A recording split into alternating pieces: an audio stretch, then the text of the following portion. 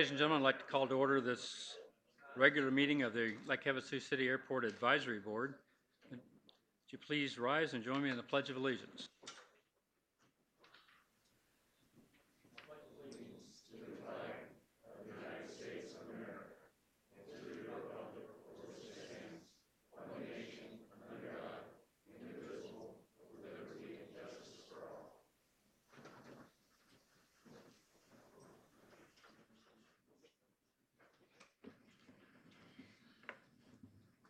Crystal, would you conduct a roll call, please? Mr. Shannon Stebbins, Present. Mr. Lewis Worthy, Here. Mr. Dave McNary, Mr. Robbie Willis, Here. Mr. Brian Schultz, Mr. Mark Zeef, Here. Ms. Shannon Hicks, Here. Mr. Ed Weber, Here. Mr. Kyle Sheehy, Here. Mr. Mark Clark, Here. and Mr. Jess Knutson. Present. We have a quorum. The first item is open call to the public. I'm going to read this paragraph. We will now have an open call to the public for citizens wishing to address the board on issues within the jurisdiction of the board. Your comments must be limited to 5 minutes or less. If you wish to address an item already on today's agenda, you should wait until that item is announced for a public hearing.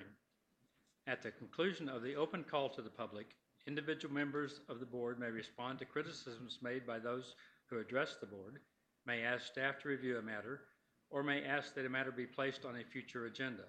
However, board members cannot discuss or take legal action on matters not already on the agenda. Do we have anyone present that would like to address the board? Mr. Stokely.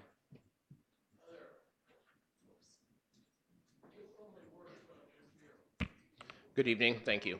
I want to discuss something I did a few weeks ago. I heard our city manager on the radio. And so, first time in my life I ever called a radio show and asked him a few questions. And of course, my concern is my the RFP up there and what's going to happen with our hangars. And as with several people that are here that have hangars in that area. And I point blank asked him, you know, if somebody came back with a proposal from the private sector that included our hangar area, would that be considered? And he basically told me whatever's in the best interest of the city is what we would do. Okay, at that point, it was Tuesday, it was a meeting night for the city council. I decided to go to the city council meeting to raise my concerns. I kind of did this on my own without, I think I called a couple of people and they showed up, but you know. The point of it is that when I went to the city council meeting, I stood up and I talked, before I went to the city council meeting, I called the AOPA and had a little discussion with what our options are if somebody is potentially taking your hangars away, you know, because there's been lots of rumors. And so at that point, you know, I felt confident the AOPA would be there to help us. And of course, we always have the FAA. And so I went to the city council meeting, told them that 6 people up there feel threatened at this point in time with all the rumors flying, and that, you know, I solicited support from the AOPA, and they were willing to give it. They're waiting until we have a firm offer there before we do anything. But I also told them I feel threatened. Okay, the city manager did come up to me after the meeting and promised us that this would be very transparent, that we will be able to see everything. And I voiced my concerns that, you know, most of us spent years waiting for a hangar. Some of us got it a little sooner, some of us didn't, but most of us waited years for a city hangar. And we don't want to stop progress. Nobody up there. In any RFP, any proposal that you get back in, if they can include some hangars for us to move, we would all be happy. We understand that growth is important. So anyway, I just thought I'd tell the board kind of what I did on my own, and hopefully give some insight to the direction of this RFP and that the transparency is promised, and so we should see that. I trust these guys. Thank you. Do we have anyone else present that would like to address the board? Seeing none, we'll move to item 5, which is approval of the October 17th, 2018 meeting minutes. Members of the board were provided these via electronically. Do you have any corrections or additions that you would like to make, anyone? Seeing none, is there a motion to approve? I motion to approve the minutes. Do I have a second? Second. Any opposed? The minutes are approved. Item 6 is communications announcements and airport supervisors report. 6.1 is the city manager introduction. I'll turn it over to Mr. Clark and Jess Knutson. Hi, good evening. Thank you, Chairman Stebbins. This is my name is Jess Knutson. I'm the city manager here in Lake Havasu City, and appreciate the time to come and talk to the board. Feel free to chime in with any questions or concerns or comments, and with regards to, I just wanted to come here and open up a line of communication, and talk about a few updates and a few things that are occurring. One of the things I did want to talk about was just in terms of communication. So if whether it's board members or users at the airport, or frankly, for that matter, anybody within the community, if you have different questions or concerns with a process that's happening, or update or activity or things like that, myself, the council, our staff, we all pride ourselves on being open and transparent, and where if you ask us a question, we're gonna address it directly. Sometimes folks may or may not like the answer, but you'll always hear from us, and in terms of the direction or activity that's moving forward. So to address your statement, Mr. Stokely, appreciate you coming here today and saying the things that you did, and I think it's just kind of that part of that process of being able to trust the board, myself, the staff, and others that are out there. So we spoke after the meeting in terms of the communications that are out there. So if something comes up and you have a question about something, give me a call. Be happy to address some of those concerns. It was the first time that we had heard about any type of rumors regarding the removal or movement or anything along those lines of the 6 hangars. So that was something that caught me off guard. I had no idea where that was coming from, or what was occurring there too. So I think it's just kind of important to understand kind of the process, where we're going. But again, just kind of reiterating the fact that pick up the phone, send me an email. I've called anybody back that's ever called me. I've met with anybody that's ever wanted to meet with me, and we'll continue to open up that line of communication. So along that same kind of notice, maybe talk about the RFP. I know it's been a lot of conversations that have occurred. Right now it's still in draft form, and we're working on trying to identify a fair process that allow the city to properly receive and score the proposals once they come through the process. So I always talk about trying to set the rules of the game before the game starts, and that's part of that process. And we'll also be drafting the scope of work tied to that RFP. Essentially, what we've talked about to date is allowing the private sector to come to the city with proposals, and city's not in the best situation to identify maybe what's the best economic development activity that can occur out in that airport. But certainly would want to involve this board and others within that decision-making process to make sure that what we're doing at that airport meets the parameters for continual improvement, economic development, and meets the needs of the existing and future users of the airport. So it's kind of hard to talk about it in specifics without having a draft RFP to present and talk about in detail. But that's the thoughts and discussions that have taken place to date with regards to that. And when Mr. Clark and staff have had an opportunity to draft an RFP, it'll be brought before the board for discussion. Certainly at the It'll be finalized. After that point, it'll be brought to the public. Different folks in the community will be identifying proposals and the best use for that area. And then again, we'll have set those rules in the beginning to go through that process. So we want to try to remove any type of drama or anything else that might be part of that process. We want to make it as pragmatic and as logical as possible. So kind of wanted to talk about that, and again, just kind of extend. If anybody has any questions about that, you can reach out to Mr. Clark. You can reach out to myself. And then hopefully we'll have this draft RFP to the point where we can present a draft here in next, I'd say, hopefully 2 months. Mark, would you be comfortable with that deadline? Yeah, 2 months is not a problem. We had tentatively talked initially about waiting for a new airport supervisor to be on board to be a part of that process. That's not looking as realistic as we had initially hoped. So, and I'll be covering that a little bit in my supervisor report. So we're going to have to kind of revisit that issue and probably move forward without that expertise advice on that end. Any questions or comments from any board members? Question. Thank Yeah. you. Will that be amendable once we hear it? Will there be able to be changes implemented to it if people aren't satisfied with the draft? Or? Certainly, we'll take all thoughts, comments. I mean, the more eyes we have on it, the more thoughts that are generated by the document, the more bulletproof it is, and we'll be in a better situation to do something great at the airport with regards to those handful of acres that we're talking about there. So, yeah, that's part of the process. And then when I talk about being transparent, that's part of that process there. So, obviously, we want to make sure that we're within all the different legal parameters and things like that that we must abide by, state statute, city code, and procurement code, and otherwise. Sure. Thank you. Mm-hmm.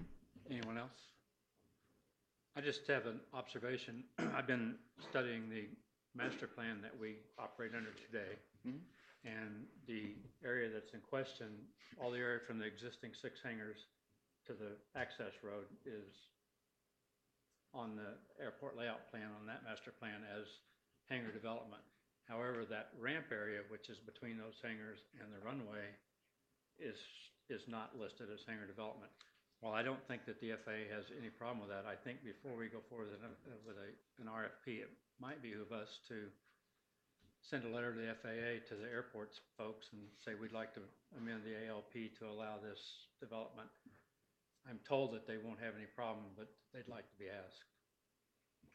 Yeah, we'll take that information, but in addition to that, we, as you're aware, we're in the middle of the master plan update, and so one of the things that became obvious as we started getting a little bit into the weeds on the airport operations is that we had somewhere near 100 public tie-downs, city tie-downs, and we don't have anywhere near that use of tie-downs. So that represents a fact that tie-downs were identified in the master plan previously as a high need, and that need isn't there.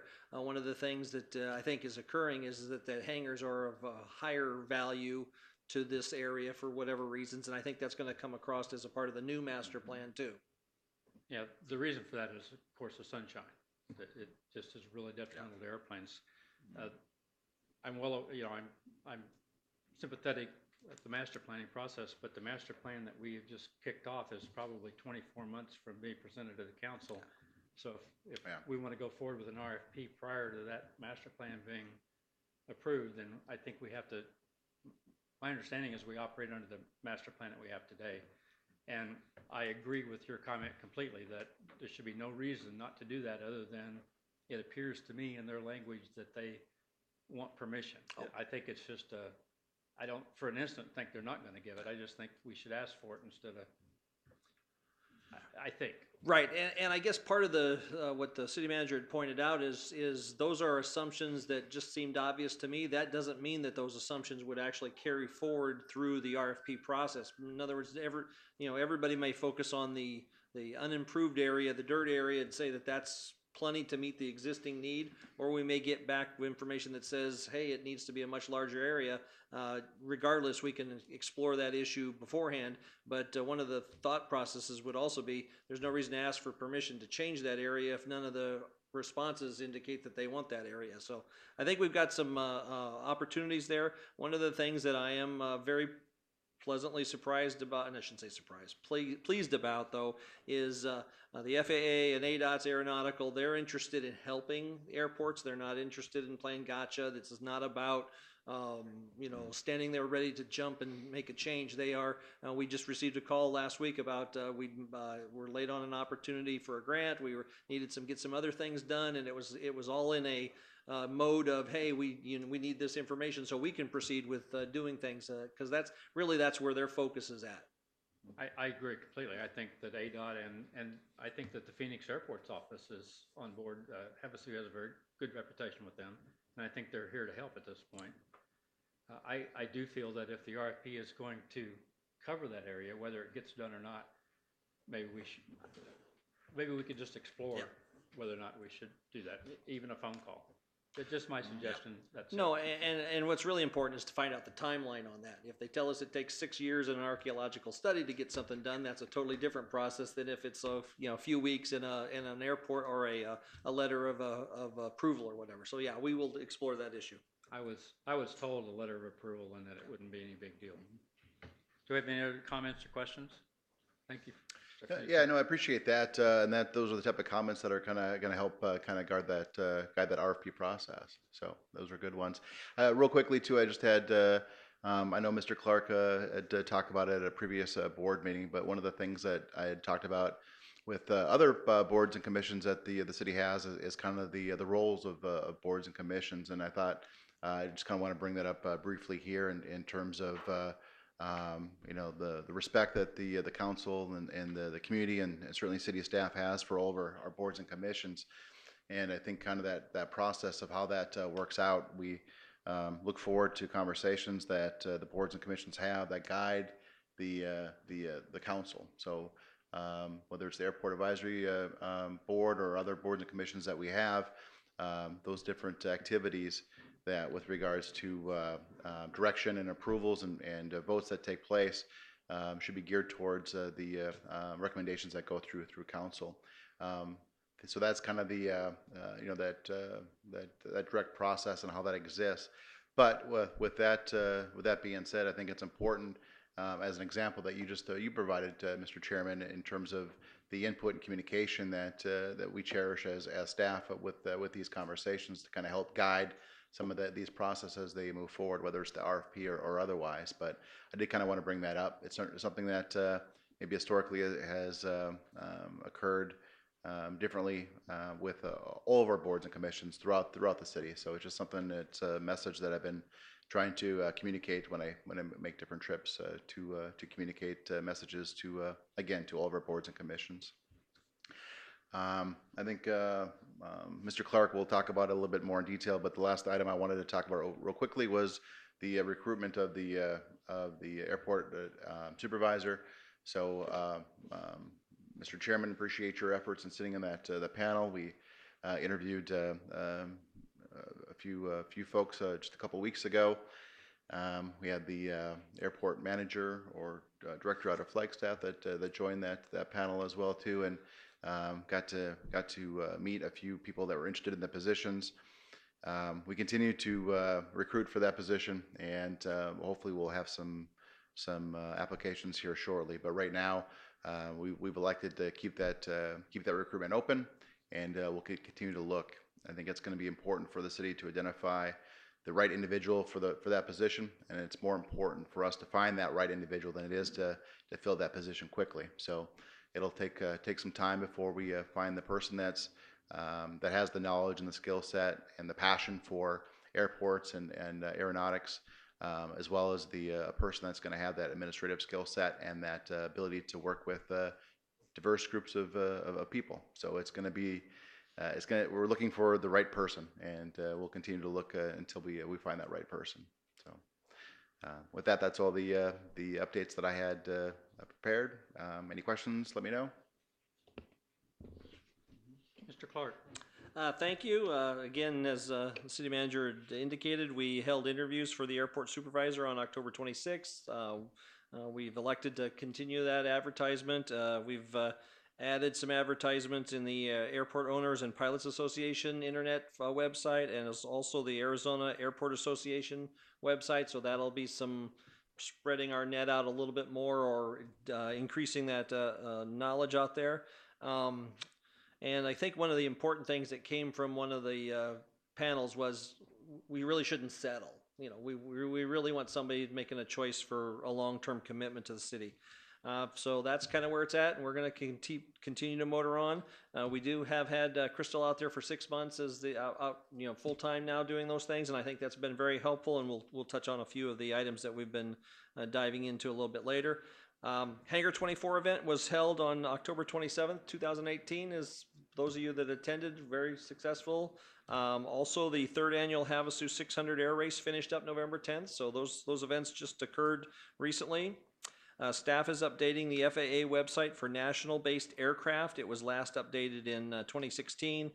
Had over 100 planes listed on it previously. We're looking at probably going to be about 110 planes on there when we get finished updating and matching our list of hangars and things like that with that. But that's an important update. Working on that, and then that doesn't include any of the FBO information, and I know the FBOs have been contacted by the airport master plan consultant to get some of that information. They're a little bit more sensitive about some of that stuff, so instead of getting specifics, it'll just be type and size for the master plan discussion, because one of the important issues is what size of aircraft are actually using your airport. The radio recorder will be installed in sometime in the January-February timeframe of 2019. We missed an August to September window when the gentleman was going to be down here, so that's when that'll be occurred. All the paperwork's done, all the checks have been cut as far as the authorizations, so it's just a matter of him coming down and putting that together, and he won't be down in this area until that January-February area. But in addition to that, we're also researching some other options. This was kind of always a stopgap measure of just make work what we have with our existing radio system. Some of the research that we've done shows that there's been a significant technology change related to just what digital radios and computer systems can do as far as logging not only radio traffic, but information related to number of landings and some of those things. So that's something that we are definitely looking into for a relatively insignificant amount of money. $5,000 to $10,000 was some interesting information that can be garnered. Staff is reviewing the leases, which that means Crystal is going through and checking leases as far as payment records and some of those just simple things. One of the things that we are finding out is that we do need to update our contact information. We've actually tried to contact a couple of leaseholders and haven't been successful because phone numbers have changed or addresses have changed. So we will be going through. So if you get a letter, that's what it's about. It's just we're trying to update our records. It's nothing more than that. But again, it just is something that we do need to go through and periodically do. Additionally, as staff is out there, just as a part of their normal job, they've been counting planes just to kind of get an idea of what's going on. We've counted 23 different time periods, usually about a half hour at a time, but we track exactly how long it is and when, so we're kind of getting a random spacing. We've counted as early as 8:30 a.m. and as late as 4:30 p.m. Starting September 5th, and those numbers, after you take them and multiply them by how many hours or how many planes per hour, and then assume 12 hours of daylight as your most use. And then when we talked to the consultants, they said about 1 or 2% of night use, so we factored that in. And we're coming right now with that 23 23 time periods of data, about 15 hours of total counts. We're about 44,500 takeoff and landings at our airport, which pretty well matches what the information that has been kind of historically shown, but that was good information to do that. Now, what that information doesn't do is it doesn't pick up any, if there's a seasonal issues or some of these other things. But I will say that what was interesting about the data was the counts ranged from a low of 2, so we didn't ever have a 30-minute period where we didn't have any landings at all. And we actually had one time period where we had 28 landings in that hour of counting. So it gives you a pretty good range that we're picking some of that stuff up, and the average was 6. And then finally, on October 30th, the first of 4 planned advisory committee meetings was held. That's the second one will be sometime in January-ish probably. They were kind of shooting for December, but with the holidays, it'll probably drift into January. There were 21 participants, including staff, in attendance. Some of the public included Mr. Mark McKenna with Dorada Jets, Shannon Stebbins, our chairman, Shannon Hicks, Brian Scott, and Chip Romer. We had reps from the military, both Luke and 29 Palms, FAA, ADOT, and then the consultants. And I think it was an excellent opportunity to kick off. It gathered some information. And again, there'll be 4 of those meetings over the next year and a half or so as they gather the public, transparent part of that process. And I think we're really excited about an opportunity to have a master plan that meets our goals moving forward with the realities of where we're at today. And with that, I'd be happy to answer any questions. Any questions from board members?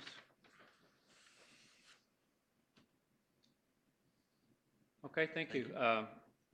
Upcoming airport events, you did touch on the Havasu 600 air race. If we can divulge here just a little bit, I'll have Shannon Hicks ask her to give us a report on how that went. Thank you.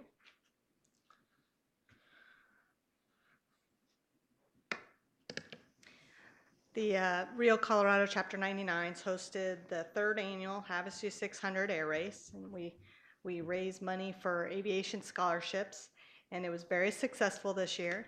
We had initially 20 airplanes that entered. By the time we finished the race, there was 15 that actually completed the race. Several dropped out for various reasons prior to the race, and then we had a mechanical that they had to pull out and that kind of thing. But it was very successful. Everyone had a wonderful time. We ended up having to change our routing a little bit this year because of weather. Originally, it was French Valley to Sun Valley to Cottonwood to Tucson, and then home on Saturday to Havasu. Because of the weather, they ended up having to come into Havasu twice, which was really good for some fuel sales. So everybody was really happy to accommodate. Did a little bit of an economic impact, just to kind of give you an idea how much was brought into the city for that one overnight. We had like 20 planes and several different volunteers and support planes and participants.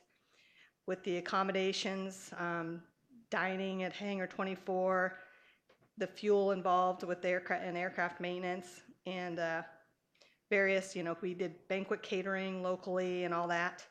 Ended up being approximately $7,671.46. That's a pretty close number to perfect, but we're still working through some numbers as well. But we thought it was very good for the city, and the chapter raised quite a bit of money for scholarships. We are also able to give 3 scholarships away this year, which was very exciting because we had really good applications. So a total of $12,000 that we were able to give back to some future pilots. So we were real proud of that. And it was a great event. Looking forward to it next year. Thank you. Thank you. The next item is a public hearing, and it's item 7.1, discussion on non-aeronautical use of aircraft hangars. For about 9 months, this board every month had this as an agenda item, and it was mostly for educational purposes to get the word out to everyone. It was followed up with a mailing to everyone, and now we're at the point where we're inspecting hangars. And the reason it's on here tonight is to, again, call your attention to it. Hangars are a big issue, and we have some issues. By and large, we're not too bad. This is a public hearing. I may open up to any comment. Anybody in the public would like to make a comment, please come forward. Seeing none, my comments right now, as I said, we're in the middle of conducting the inspections, and of course with the change of airport manager, it has certainly hampered that.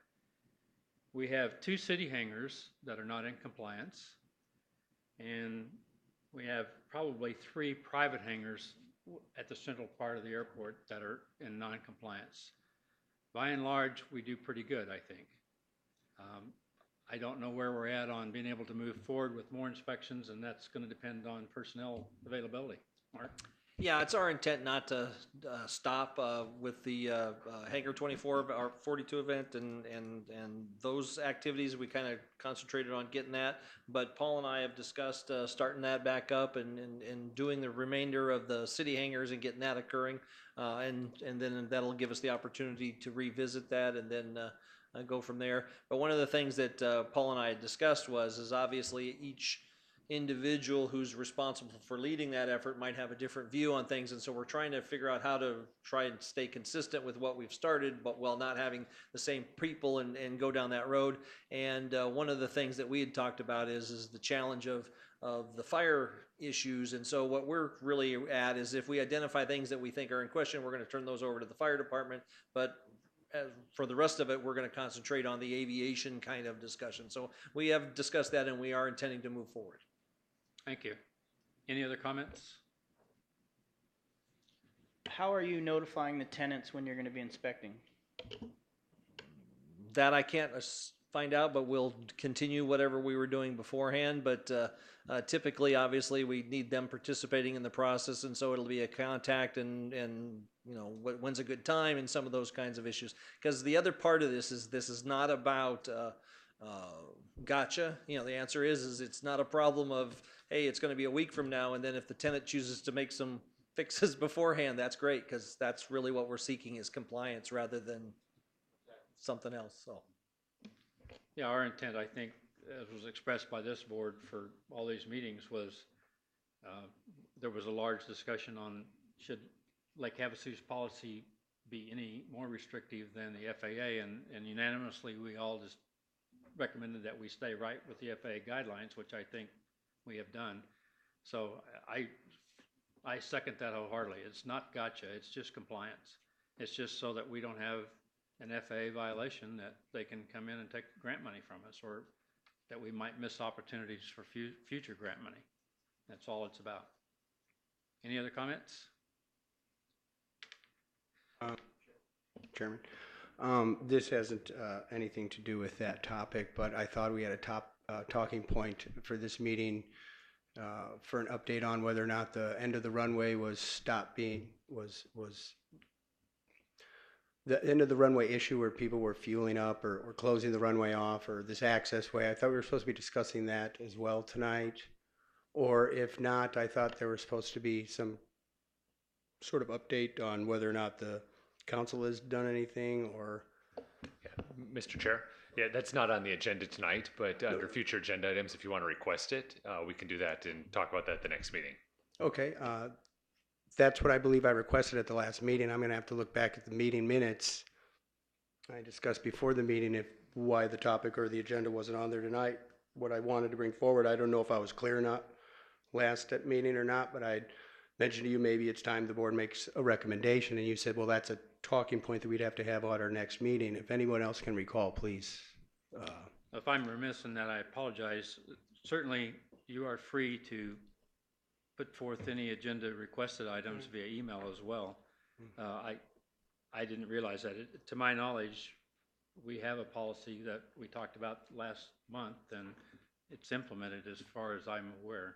But we really can't talk about it tonight. Yeah, it would have to be an agenda item for us to have any future discussion, but when we get to that point, we can be more specific on what you're looking for and make sure that staff is prepared to bring it forward. In fact, the next item is future agenda items, so if you'd like to put forth your recommendation, I'll write it down and try to comply. Yeah, I'd like to make a recommendation to have an update from the city manager or whoever's filling in for the airport manager, whoever's filling in to bring the people an update on whether or not that issue has been resolved with the closure of the runway for someone refueling. I'm unaware of all the details, but I'm sure we can talk about it or have an update. I'm going to write on here as a note, update on taxiway alpha closure policy. Okay, thank you, sir. And just to be clear, we're happy to discuss the policy and that status. We're not really going to get into specifics or several of the comments that have been on that topic have drifted off of that discussion and really into the areas that we probably don't want to be doing at this public board. So I think that's some of the discussion points is we can sure talk about the policy and those kinds of things. I don't know that we want to get into some of the other nuanced things. I'm not quite sure what that means, but I don't disagree. Do we have any other future agenda items?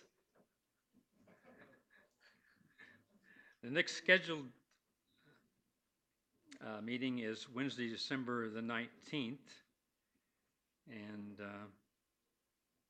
with that, request a motion to adjourn. Chair, motion to adjourn? Do I have a second? Second. Without objection, we're adjourned.